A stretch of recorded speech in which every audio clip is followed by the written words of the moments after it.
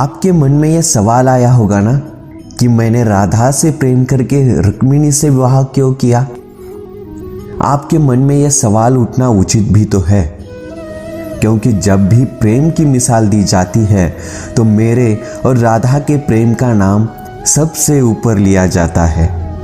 मेरे और राधा के प्रेम को जीवात्मा और परमात्मा का मिलन कहा जाता है। सदियों से पीढ़ी दर पीढ़ियां मेरी और राधा की प्रेम कहानियां पढ़ती चली आ रही है। यह सवाल खुद राधा ने भी मुझसे पूछा था, हे कृष्ण, तुम मुझसे विवाह क्यों नहीं करना चाहते?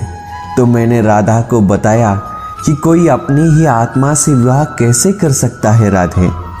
वैसे भी विवाह के लिए दो लोगों की आवश्यकता होती है और मेरा तुम्हारा अलग अलग अस्तित्व ही नहीं है, तो हम एक दूसरे से कैसे विवाह कर सकते हैं राधे?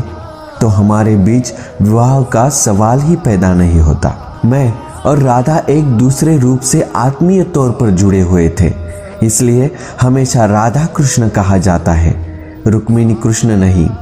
रुक्मिणी ने भी मुझको पाने के लिए क्या कुछ नहीं किया, वह अपने भाई के खिलाफ चली गई। रुक्मिणी भी राधा की तरह मुझसे प्रेम करती थी। रुक्मिणी ने मुझको एक प्रेम पत्र भेजा था कि वह आकर उन्हें अपने साथ ले जाए। रुक्मिणी का प्रेम पत्र मेरे दिल को छू गया और मुझे रुक्मिणी का अनुरोध स्वीकार करना पड़ा। फिर रुक्मिणी मेरी पत्नी बन गई। वही दूसरी तरफ मुझे और राधा को विवाह की आवश्यकता ही नहीं थी। हमारे प्रेम को शादी का बंधन नहीं चाहिए था।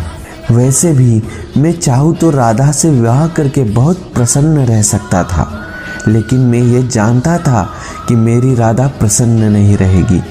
यदि यह विवाह हो भी जाता तो राधा को अपने माता पिता और परिवार को त्यागना पड़ता। यह दुख उसको चुभता रहता कि उसके कारण मेरे माता पिता को कष्ट भोगने पड़ेंगे और राधा के इस पीड़ा से मुझे कैसे प्रसन्नता मिलती। आप जिनसे प्रेम करते हो उनकी भावनाएं नहीं, बल्कि आपका प्रेम भी जिनसे प्रेम करता है उनकी भी भावनाओं का ध्यान रखना भी हमारा कर्तव्य है। ये जरूरी भी तो नहीं ना कि आप जिसे प्रेम करते हो उससे विवाह हो। यही तो मेरे और राधा के रिश्ते की सबसे बड़ी खूबसूरती है। तो प्रेम से बोलो राधे राधे।